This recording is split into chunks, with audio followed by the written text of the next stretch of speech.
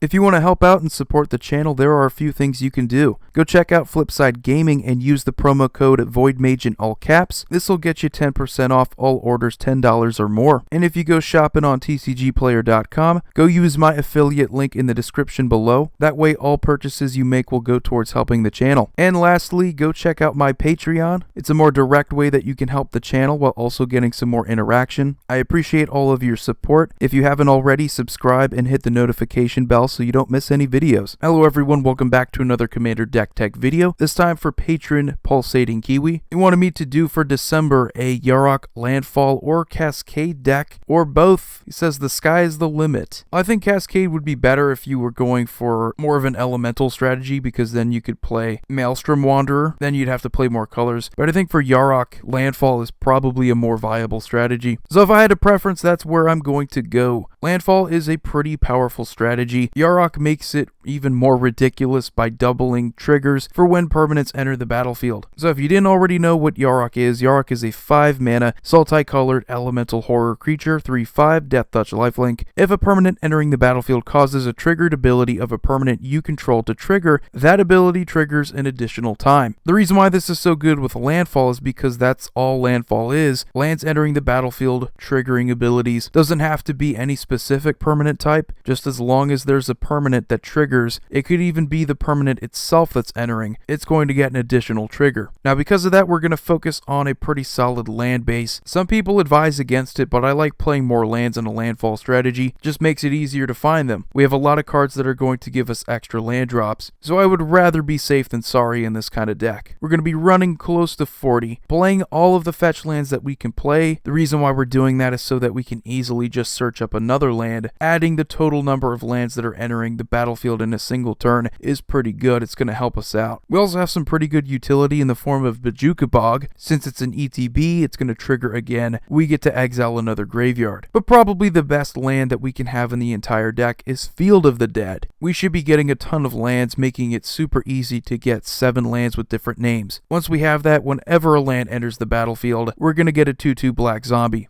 Now, of course, it's not enough to have a lot of lands. You need ways to play more. Artifact ramp shouldn't be a priority, but we do have Soul Ring. The rest of our mana ramp is going to be ways of getting more lands. Starting out in sorcery form, we have Farseek, Cultivate, Kodama's Reach, the usual suspects. But we also have Explosive Vegetation and Skyshroud Claim. Instance, we have Crop Rotation, so we can easily get our Field of the Dead. We have Growth Spiral, so we can put a land onto the battlefield after we draw a card. And we have a Harrow, which is going to sack a land, but we can then get 2 more. In creature form, we have more ways of ramping up a bit. Coiling Oracle. Since we're playing about 40 lands, it shouldn't be a problem to find one off the top of our deck. Lotus Cobra. Not going to get us more lands, but whenever a land enters the battlefield under our control, we get to add 1 mana of any color to our mana pool. Good old Sakura Tribe Elder. Sack it, we get a land. Azusa Lost But Seeking is going to give us 2 additional land drops, which can be pretty aggressive with our other Landfall strategies. Elvish Rejuvenator, Farhaven Elf, Springbloom Druid, and Wood Elves are pretty much the 3 mana elves that tutor up stuff. It's nice to have these EGBs because they will also be counted, not just with our lands, but obviously other permanents that are entering the battlefield, such as creatures, which does go nicely together. We get more lands, 2 for each of these entering, which are then going to double trigger other things like Field of the Dead. We have Risen Reef, which is kind of like the elemental version of Coiling Oracle. It's a little bit better though because it triggers whenever another elemental enters. So once we play this, we can then wait, play our Yarok, and then get 2 triggers. Really sweet card. Oracle of Moldiah giving us an additional land drop while being able to play the top card of our library if it's a land is a deadly combination to have in this kind of deck. We also have some other land getters, Oblivion Sower and Ulvenwald Hydra. I'm not entirely sure about Oblivion Sower yet. It's one of those cards I'm taking a chance on, but it has the potential of giving us multiple lands from one opponent, which could be well worth the 6 mana you pay for it. The Ulvenwald Hydra is just perfect because it's not specifically basic lands. You can get any land you want, which could be a Field of the Dead. I keep saying Field of the Dead for a reason because it's crazy if you can get multiple land drops in a turn. You will just have this intimidating army.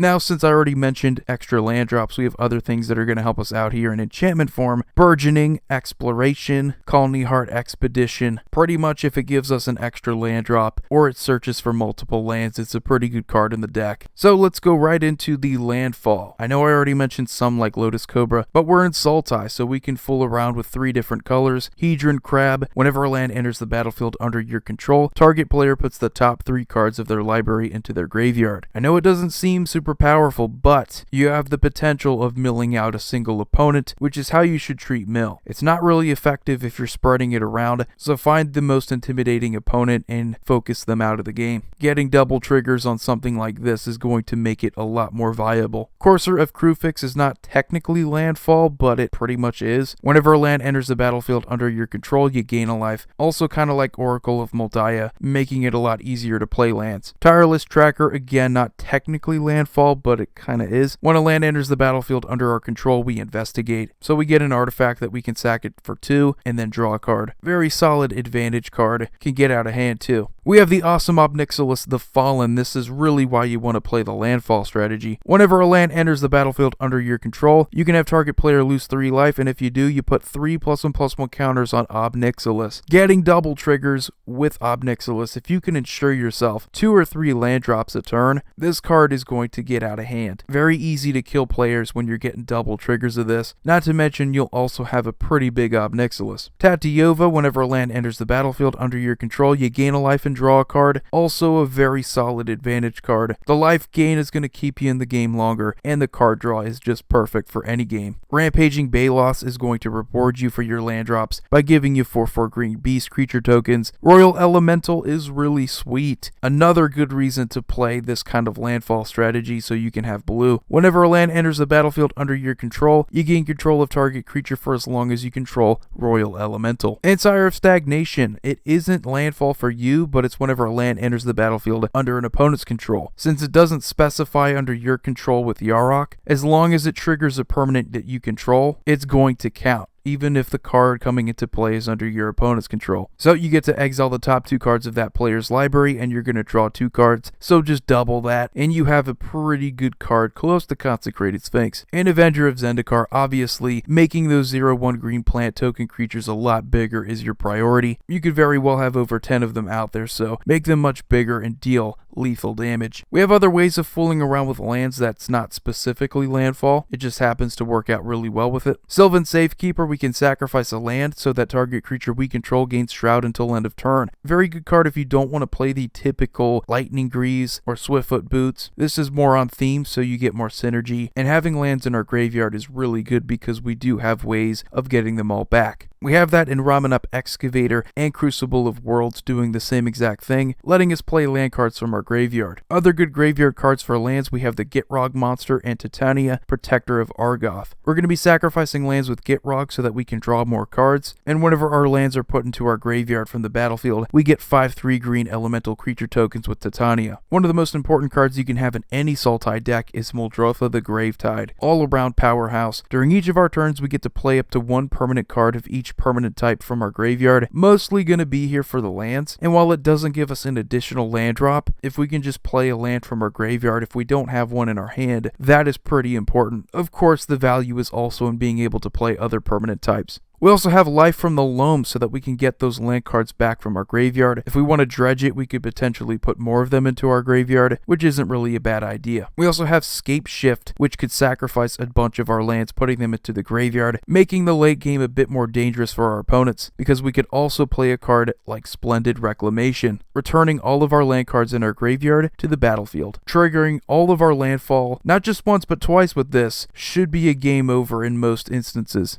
Other goodies, we do have some other cards that are going to help us out, offering us either win cons or just added synergy. We have Zurin Orb. It's not really that big of a deal. It's just in here to let us sacrifice lands, but it's far from the worst card you could have. We could just gain 2 life, keeping us in the game maybe if we're in desperation mode. An Altar of the Brood is technically going to trigger for just about every permanent entering the battlefield. It'll also trigger an additional time with Yarok. It's just a cheap and simple card to play, easy to overlook in this kind of strategy because you're so focused on everything else, but it does technically trigger for your lands, which is nice to have in this deck that's all about landfall. We also have some cool enchantments like Retreat to Hydra. Also landfall may not be a big deal, but each opponent losing a life, we gain a life. We get multiple of those triggers that could be a problem. Guardian Project, while it isn't going to help us out with landfall, it's going to give us some more card draw, which is also necessary. We have Polluted Bonds, which is kind of like Sire Stagnation. It's not going to be landfall for us in that sense, but whenever a land comes into play under an opponent's control, that player is going to lose 2 life and we're going to gain 2 life. So just imagine getting double of those. That can be really crazy. And Zendikar's Royal is going to give us 2/2 elemental creature tokens whenever a land enters the battlefield under our control. So this in combination with Field of the Dead, we should have a pretty big army. Other than that, we're in Sultai and I think it's a pretty cool card to play. Villainous Wealth, we have a ton of lands, the potential to get a bunch of mana as well. You have the potential to float a bunch, put it all into X, and have target opponent exile the top X cards of their library so that you can cast any number of non-land cards with converted mana cost X or less from among them without paying their mana costs. Very much a win con in this deck. It's a nice little contingency to have if the landfall strategy doesn't really succeed.